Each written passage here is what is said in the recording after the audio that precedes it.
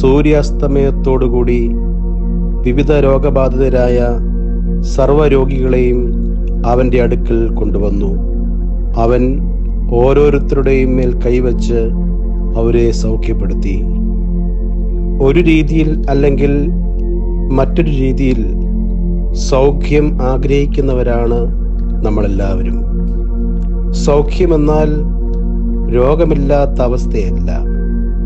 യഥാർത്ഥത്തിൽ ആയിരിക്കേണ്ട അവസ്ഥയിൽ ആയിത്തീരുക എന്നതാണ് സൗഖ്യം കൊണ്ട് അർത്ഥമാക്കുന്നത്. ഈ അർത്ഥത്തിൽ നമ്മളെല്ലാവരും ക്രിസ്തുവിൽ നിന്ന് സൗഖ്യം പ്രാപിക്കേണ്ടവരാണ്. ശരിയായ ജ്ഞാനം നമ്മെ നയിക്കുന്നത് ശരിയായ സൗഖ്യത്തിലേക്കാണ്. ആയിരിക്കുന്ന രോഗാവസ്ഥയിൽ നിന്ന് ആയിത്തീരേണ്ട സമഗ്ര സൗഖ്യത്തിലേക്കാണ് നമ്മൾ നയിക്കപ്പെടേണ്ടത്.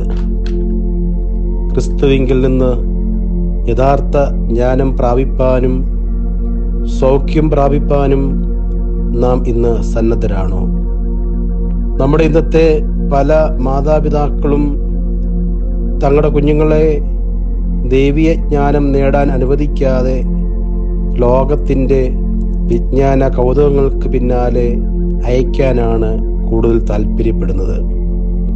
തന്മൂലം ജീവിതത്തിൽ യാതൊരു മൂല്യങ്ങളും ഇല്ലാത്ത തലമുറയായി ഇന്നത്തെ കുഞ്ഞുങ്ങൾ വളർന്നു വരുന്നു. ശരിയായ ജ്ഞാനം ലഭിച്ചവർ സമൂഹത്തിൽ നൽകുന്ന അനുഗ്രഹമാണ് സൗഖ്യം.